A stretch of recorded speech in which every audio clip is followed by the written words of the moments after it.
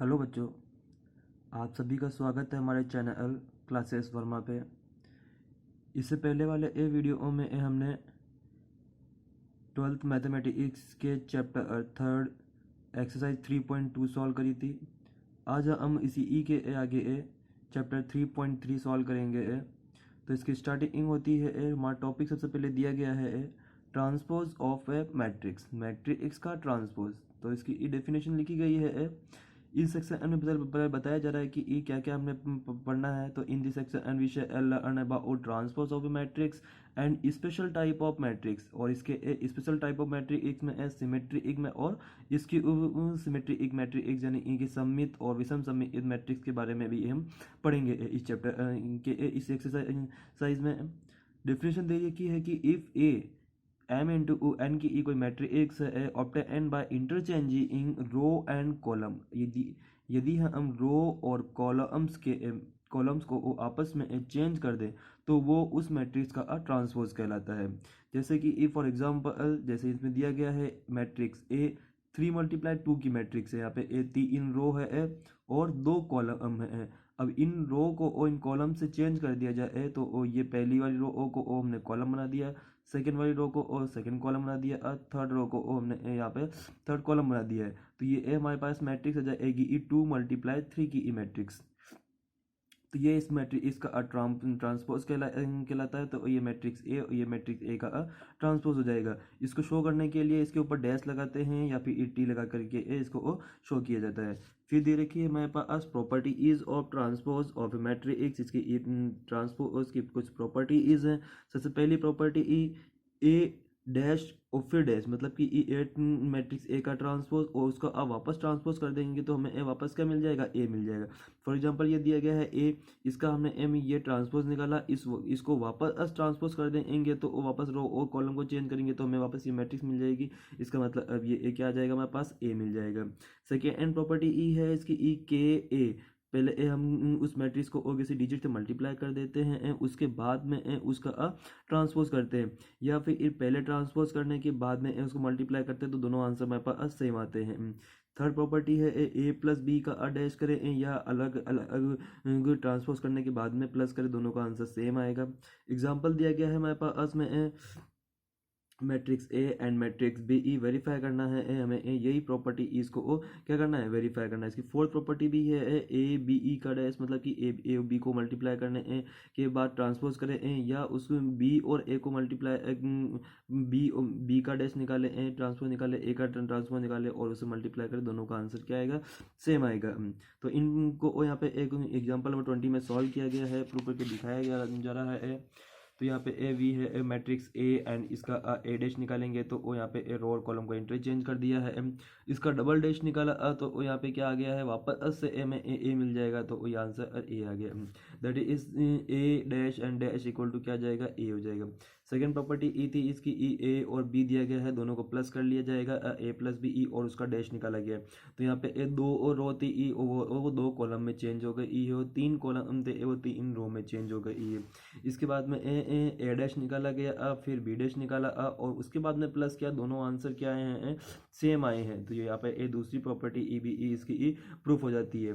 तीसरी प्रॉपर्टी ई थी कि किसी डिजिट से मल्टीप्लाई कर रहे हैं तो हमने यहाँ पे के ही लिया है, के से मल्टीप्लाई किया इसको, तो ये इस तरह से जाएगा। अब के बी डैश निकाला अब बाद में तो यहाँ पे इसका ट्रांसपोज कर देंगे तो ये आ जाएगा। यहाँ पे के कॉमन निकाल लिया तो बाहर आ गया तो यह बन गया के बी डैश। तो इसकी दूसरी ई प्रॉपर्टी ई बी ई प्रूफ हो जाती है। अगला एग्जांपल दिया हुआ है ए मैट्रिक्स ए दी गई है, मैट्रिक्स बी दी गई है। वेरीफाई करना है हमें A B dash A B ई को मल्टीप्लाई करके फिर से ट्रांसपोज निकालना है और दूसरी तरफ अब उसका आर एच एस में दोनों के ट्रांसपोज निकालना है फिर मल्टीप्लाई करना है। तो हम इसको वेरीफाई करके देख लेते हैं। ये इसकी ई फोर्थ प्रॉपर्टी भी है ए और बी ई, इसको यहाँ पे मल्टीप्लाई से करेंगे। पहले मल्टीप्लाई करने का तरीका वही है, रो को कॉलम से मल्टीप्लाई करना। तो ये हमारे पास रो में एक ही एलिमेंट है, कॉलम में भी एक एलिमेंट है, -2 को 1 से मल्टीप्लाई किया तो -2 आ जाएगा, -2 को 3 से मल्टीप्लाई करेंगे तो 3 टू 6 आ जाएंगे, -2 को ओ इससे मल्टीप्लाई करेंगे तो 12 आ जाएगा। फिर दूसरी ई रो को ओ सारे तीनों कॉलम से करेंगे तो ये तीनों डिजिट आ जाएगी। ई तीसरी रो को तीनों कॉलम से करेंगे तो वो दिया जाएगा। और तो ये 3 × 3 की ई एक मैट्रिक्स बन जाएगी ई जो ए बी आई है। हमें क्या ज्ञात करना है, ए बी ई डैश ज्ञात करना है LHS में है। तो यहाँ पे ए बी ई डैश निकाला जाएगा। जो नहीं निकाला है इसने पहले ए डैश और बी डैश निकाला है, तो ये इसका ए डैश करेंगे तो ये रो कॉलम में चेंज होगा ई, और ये ए जो बी ई कॉलम था रो थी ई वो कॉलम में चेंज हो जाएगी और ये कॉलम रो में चेंज हो जाएगा। फिर उसके बाद दोनों को मल्टीप्लाई किया तो दोनों का आंसर क्या आया है, सेम आया है और ये ए इक्वल प्रूफ हो जाएगी। दूसरा टॉपिक एक है हमने पहले ही कहा था। दूसरा टॉपिक इसका सिमेट्रिक एंड स्क्यू सिमेट्रिक सममित एंड विषम सममित मैट्रिक्स। असममित मैट्रिक्स क्या होती है, विषम सममित मैट्रिक्स क्या होती है वो देख लेते हैं। डेफिनेशन दी ए स्क्वायर मैट्रिक्स ए हमारे पास में एक स्क्वायर मैट्रिक्स ए होनी चाहिए या वर्ग मैट्रिक्स होनी चाहिए। इसमें क्या होता है, सारे दोनों तरफ से रो और कॉलम की संख्या समान होती है, उसे हम वर्ग मैट्रिक्स कहते हैं, जो हमने पहले पढ़ लिया है।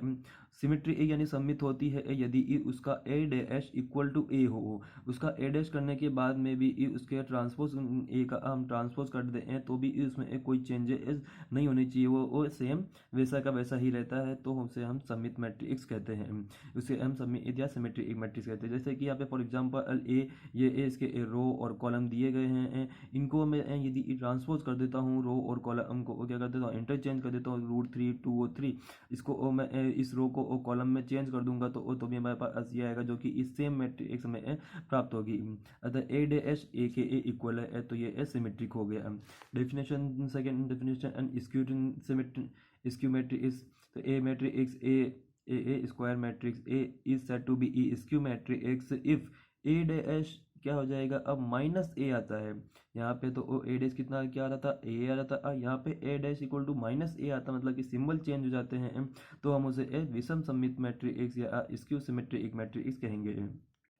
इसकी थ्योरम फर्स्ट है, for N E square matrix A with real number e plus A dash is a symmetry एक। अगर हम ए को उसके ट्रांसपोज में प्लस करते हैं तो हमें एक सिमेट्री एक मिलेगी, इस सिमेट्रिक मैट्रिक्स प्राप्त होगी ई। और यदि ई उन दोनों को माइनस करते हैं तो हमें स्क्यू मैट्रिक्स प्राप्त होगी, ऐसा हमें प्रूव करना है। तो इसका सोल्यूशन आप देख लेंगे। दूसरी एक थ्योरम के लिए मैं नियम के तौर पे इसको याद रखना है। थ्योरम सेकंड दे रखी है कि एनी ई स्क्वायर मैट्रिक्स कैन बी ई express as a sum of symmetric and a skew symmetric matrix. किसी भी मैट्रिक्स को आप सिमेट्रिक और स्क्यू सिमेट्रिक की फॉर्म में लिख सकते हैं, जो यहाँ पे ये तरीका लिखने का है। ए को ई हमारे पास मैट्रिक्स दे रखी है 1/2 ए प्लस ए डैश, जो कि हमारे पास क्या होता है सिमेट्रिक होता है, plus 1/2 A minus A dash जो कि हमारे पास क्या होता है इसकी सिमेट्रिक होता है। दोनों ओ को प्लस करेंगे तो हमें वापस क्या मिल जाएगा, ए मिल जाएगा। ये ए इसको और लिखने का तरीका है, इसे ए याद रख लेंगे एक फॉर्मूले ए के तौर पर। एग्जाम्पल 22 दिया गया है, एक्सप्रेस मैट्रिक्स बी ई as a sum of symmetric and a इसकी सिमेट्रिक, जो हमने पहले फॉर्मूला देखा है अभी उसी ई को यहाँ पे एस होकर के बताना है उसमें। तो यहाँ पे बी दे रखा है, बी डैश निकाल लिया। अब बी डैश निकलने के बाद में पहला उसमें गिवन था अब कि ई आपको 1/2 बी प्लस बी डैश निकालना है, तो हमने पहले 1/2 बी प्लस बी डैश निकालेंगे, 1/2 बी प्लस बी डैश करेंगे तो यहाँ पे इस डायरेक्ट प्लस करके ये आंसर लिख दिया है 2 + 2 = 4 हो गया। -2 -1 = -3 -4 और 1 कर देंगे -3। इसी तरह से इसने सारे निकाल लिए हैं। फिर इसके बाद में 1/2 करना है, 1/2 करने के लिए सभी को 2 से डिवाइड कर दिया है तो वो ये आंसर आ जाएगा। अब क्या करना है, इसका ये दे रखा है ये पी ई, इसको हमें सॉल्व करना है कि ये सिमेट्रिक है या नहीं है। कौन 1/2 बी प्लस बी डैश, तो इसको चेक करने के लिए हमने इसको क्या मान लिया कि ये पी है, तो ये पूरी मैट्रिक्स इसको हमने नया नाम दे दिया है पी। अब ये पी दे दिया है, इसका ट्रांसपोज निकालेंगे पी डैश, जो क्या होना चाहिए इक्वल आना चाहिए सेम, तो हम उसको सिमेट्रिक कहते हैं। तो यहाँ पे पी और पी डैश करने के बाद भी ये दोनों मैट्रिक्स सेम आई है, इसका मतलब अब ये 1/2 B plus B dash symmetric है। इसी तरह से हम दूसरा निकालेंगे 1/2 B minus B dash, B minus B dash करने पर हम जानते हैं कि इसक्यू सिमेट्रिक मिलता है। स्क्यू सिमेट्रिक में एक बात और भी है कि इसमें विकर्ण के एलिमेंट हमेशा 0 होते हैं, किसमें स्क्यू सिमेट्रिक में। इसकी सिमेट्रिक मैट्रिक्स जो होती है उसमें ए विकर्ण के एलिमेंट हमेशा जीरो आएंगे ए, तो यहाँ पे A B minus B dash करने ए पर जीरो ओ मिल रहा है। बी माइनस बी डैश कैसे करेंगे, ये रहा बी और ये बी डैश को माइनस करना है, तो दो में से दो गए यहाँ पे ए जीरो आ जाएगा। अब माइनस टू में से ए माइनस वन जाएगा तो ओ माइनस वन बाकी रह जाएगा, क्योंकि माइनस टू तो ये माइनस माइनस प्लस वन हो जाएगा। अब माइनस दो में से ए एक जाएगा तो ओ माइनस का एक बाकी रह जाएगा। इसी तरह से आप माइनस कर लेंगे ए, उसके बाद में टू से डिवाइड कर दिया गया है, ये मैट्रिक्स प्राप्त हुई है। इसे ए हमने ए माना है कि ये एक क्यू मैट्रिक्स है। अब इसको भी चेक करना है कि ये ए इसकी सिमेट्री एक या अभिसम सममित है या नहीं है। इसके लिए यहाँ पे ए इसका ट्रांसपोज लिखेंगे, ए यहाँ पे क्यू डैश लिखा गया जो इसका ट्रांसपोज है। तो यहाँ पे ए देख लेंगे ट्रांसपोज जो आया है ए वो क्या आया है, यहाँ पे ए माइनस वन अपॉन टू है, यहाँ पे प्लस वन अपॉन टू है, यहाँ पे माइनस फाइव अपॉन टू है, यहाँ पे ए फाइव अपॉन थ्री है। तो क्या है, सिर्फ सिंबल का डिफरेंस है। तो यहाँ पे ए ये क्यू डैश को यहाँ पे ए माइनस क्यू के ए इक्वल में ए मिला है, तो क्यू किसके मिला है, Q day minus Q dash के माइनस क्यू के इक्वल मिला है, इसलिए ये क्या हो जाएगा, विषम सममित स्क्यू सिमेट्री हो जाएगी। फिर हमारे इस फॉर्मूले के हिसाब से ये दोनों को ऐड में लिखना है, दोनों को ऐड कर देते हैं। ये दोनों को यहाँ पे ऐड कर दिया गया है, ये P और ये Q, यहाँ पे P और Q लिया है ताकि ये पूरा पूरा फुल फॉर्म नहीं लिखनी पड़े। ये दोनों को प्लस किया तो हमें आंसर ये प्राप्त हुआ, जो कि हमारा मेन क्वेश्चन था B। तो हमारे वो जो फॉर्मूला था A equal to one upon two A minus A dash plus दूसरा आगे आ जाएगा one upon two A minus A dash proof हो जाता है। तो यहाँ पे बी इज रिप्रेजेंट एज इसकी सिमेट्री ई और इसकी सिमेट्री ई। अब आती है इसकी एक्सरसाइज 3.3 ई, question number first, find the transpose of each other following exercise matrix. ये दे रखा है, इसको ओ में ट्रांसपोज इसका लिखना है, तो ये एक में क्या दे रखा है, कॉलम दे रखा है, इसको ओ रो में लिख देंगे तो ओ इस तरह से ये लिखना जाएगा 5 वन अपॉन टू और माइनस वन, जो कि एक इसका कॉलम से रो में चेंज हो जाएगा।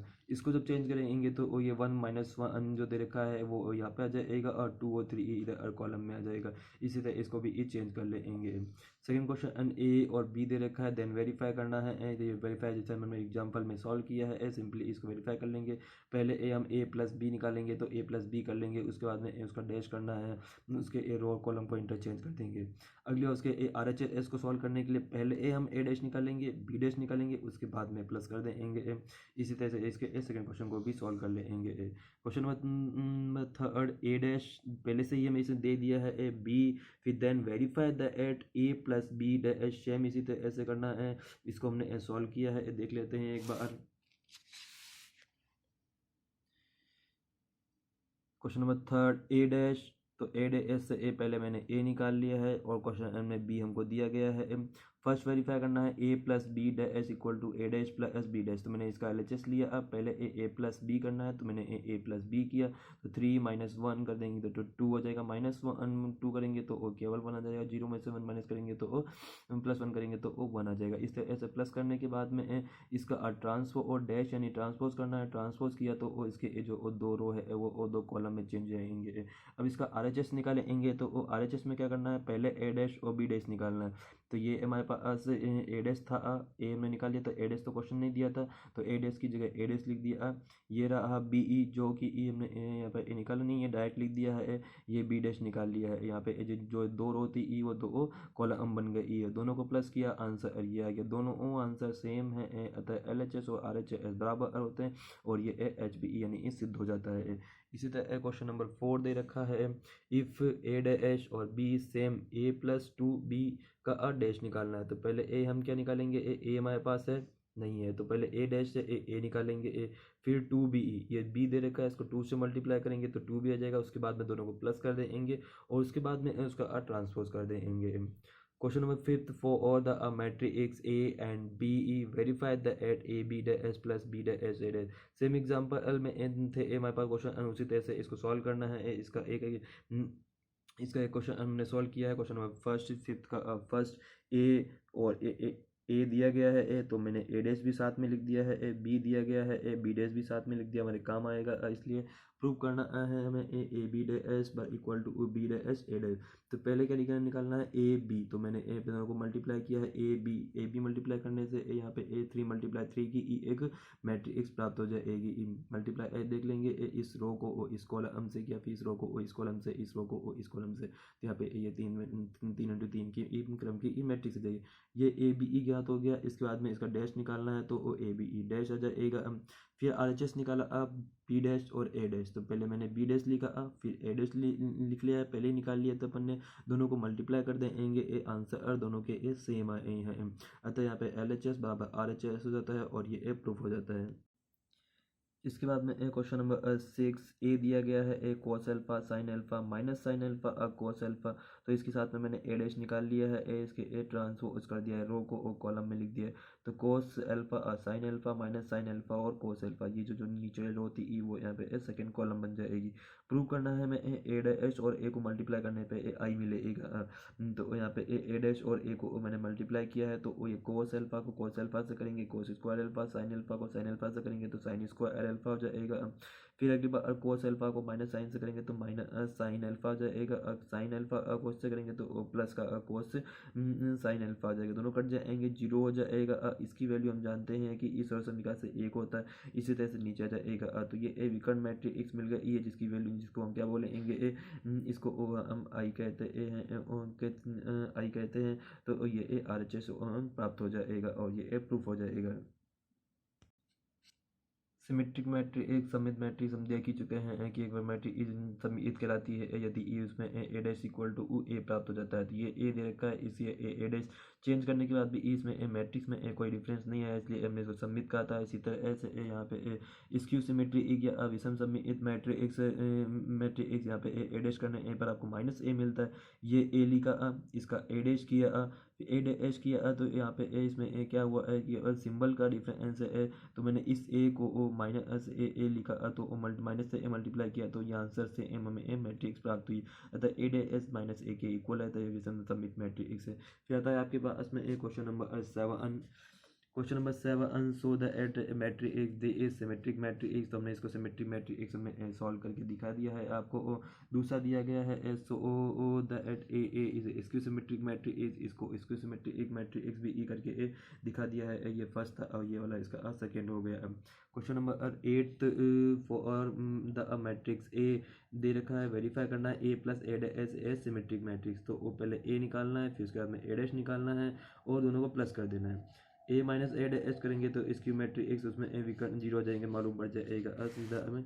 Find 1/2 A plus A dash 1/2 A minus A dash when A equal to this. ये ए दे रखा है मैट्रिक्स, तो पहले आपको ए के साथ में ए डैश निकाल लेना है, उसके बाद में ए दोनों को प्लस कर देना है, 1/2 से डिवाइड कर देना है। सेम इसी तरह से ए दोनों को माइनस कर देंगे, ए और ए डैश को उसको 1/2 से डिवाइड कर देंगे। क्वेश्चन नंबर 10 में यहाँ पे एक्सप्रेस करने के लिए कहा है कि ई सम ऑफ सिमेट्री एक एंड स्क्यू सिमेट्री एक, जैसे भी हमने एग्जांपल में सब किया था, अब वैसे ही इसमें सॉल्व करना है। तो इसका एक क्वेश्चन हमने सॉल्व किया है। क्वेश्चन नंबर 10 का थर्ड किया है, ए दिया गया है, ए डैश इन्होंने ए निकाल लिया है और शो करना है हमें इस चीज़ को, और दोनों को ये सिमेट्रिक पार्ट हो गया, ये इसकी सिमेट्रिक पार्ट हो गया है, दोनों का सम ए के इक्वल होता है। तो हमें चाहिए पहले ए प्लस ए डैश, ए क्या चाहिए ए प्लस ए डैश। तो मैंने ए और ए डैश को प्लस कर लिया, ये ए है ये ए डैश है, दोनों को प्लस कर लिया, ये आ जाएगा। इसके बाद में 1/2 किया है, 1/2 कर देंगे, 1/2 लिख दिया। उसके बाद में इसमें 1/2 से सभी को 2 से डिवाइड कर दिया है और इसको हमने ए पी माना है, पी मान लेंगे। अब हमें चेक करना है कि सिमेट्रिक है या नहीं है, तो इसे पी माना और इसका पी डैश किया, रो को कॉलम में चेंज कर दिया, जो कि ये दोनों सेम आए हैं, सेम आए हैं। तो पी डैश पी के इक्वल है, तो ये क्या हो गया असमित हो गया, यानी इसकी सिमेट्रिक हो गया। अब दूसरी बार में ए माइनस ए डैश किया, ए माइनस ए डैश कर देंगे, ये वैल्यू आ जाएगी, इसे 1/2 से डिवाइड कर देंगे, ये वैल्यू आ जाएगी जिसे हमने क्यू कहा है। क्यू आने के बाद में एक क्यू डैश निकाला, जिसमें केवल सिंबल का डिफरेंस है, तो क्यू डैश माइनस क्यू के इक्वल है, तो 1/2 ए माइनस ए डैश एक विषम समित मैट्रिक्स हो जाएगी। अब दोनों को प्लस करना है, दोनों को प्लस कर देंगे, प्लस करने पर हमें क्वेश्चन ए प्राप्त हो गया। अतः ये हमारा सिमेट्री एक और इसकी सिमेट्री इसके सम के रूप में आंसर प्रूफ हो जाएगा। ओके, जो ये सारे सॉल्यूशन यदि ये आपको PDF के फॉर्म में चाहिए तो हमने इसके लिंक डिस्क्रिप्शन में दिया है। वहाँ से लिंक पे जा कर के आप इसके ये सॉल्यूशन डाउनलोड कर सकते हैं। वहाँ पे PDF मिल जाएगी आपको। ओके, थैंक्स बच्चों। और सभी इसको सब्सक्राइब कर दें, लाइक कर दें। इसके अगले नेक्स्ट पार्ट में हम एक्सरसाइज 3.4 सॉल्व करेंगे। वो भी आप ज़रूर देखें।